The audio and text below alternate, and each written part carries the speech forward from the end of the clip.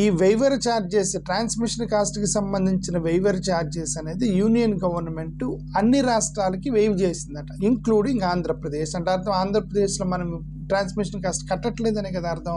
Transmission cost అనేది మీకు వెయివర్ చేస్తున్నాము, మీరు కట్టాల్సిన అవసరం లేదు, ఓన్లీ మీరు యూనిట్ కాస్ట్ కరెంట్ కాస్ట్ కడితే సరిపోతుంది, ట్రాన్స్మిషన్ కాస్ట్ కట్టాల్సిన అవసరం లేదని ఒక ఆర్డర్ ఇచ్చారు. 24 hours ఆర్డర్ ఇచ్చిన 24 hours సెకీతో సైన్ జరిగింది ఆంధ్రప్రదేశ్కి.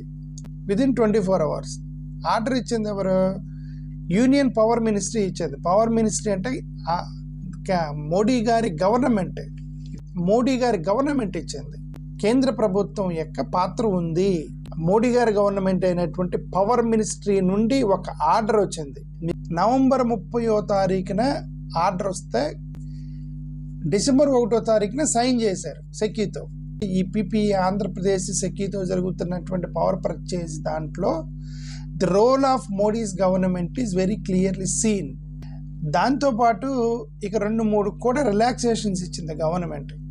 అదేంటంటే ప్రాజెక్ట్ కమిషనింగ్ అనేది June 30, 2025 వరకు టైం ఇచ్చింది. ఎవరు? ఇది కూడా పవర్ మినిస్ట్రీయే ఇవ్వాలి. ఇప్పుడు నాట్ ఓన్లీ సెకీ, డైరెక్ట్గా మోడీ గవర్నమెంట్ ఇంటర్వెన్షన్ ఉంది దీంట్లో.